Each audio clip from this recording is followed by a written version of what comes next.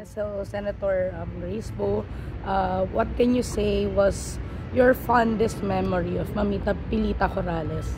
I think my fondest memory is really being with Tita Pelita and my mom together kasi magkakabarkada sila. So, palaging pag magkakasama sila, masayang kwentuhan. At saka syempre, I remember Tita Pelita as being so kind and gracious. She's always smiling. Tapos kung merong humiling sa kanya, kumanta dito, hindi siya madamot. Talagang nagbibigay siya ng aliw sa ating mga kababayan na wala namang hinihinging kapalit. At ang paborito kong kanta ni Tita Pelita, Usahay. Kahit hindi ako talaga marunong magbisaya, talaga yung pagka-deliver niya, pagkakanta niya, gustong-gusto ko yun. Paborito rin ng tatay ko yun. I think that was remade by Morissette. Usahay. Yes. So, kailan nyo po first, or rather, ano yung unang memorya nyo kay Miss Pelita?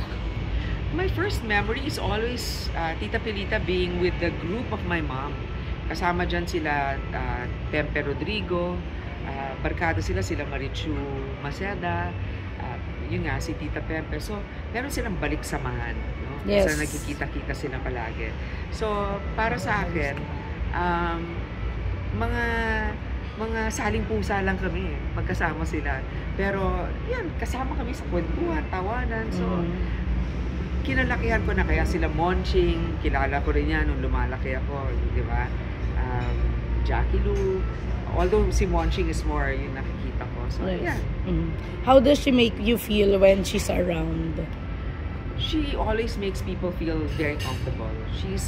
Her humility is really apparent. She doesn't, throw her weight around, although she's Asia's queen of songs.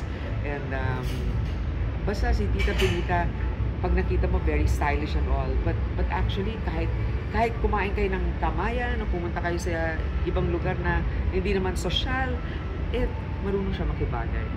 So, last na lang po, was there anything you wish you could have told her?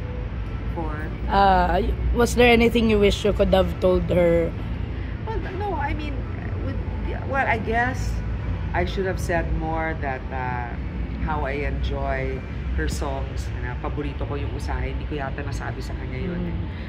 At saka iba talaga ang hugot pagka siyang kumakanta. Kasi it's not just the voice, but the timing, the expression, the grace of performing.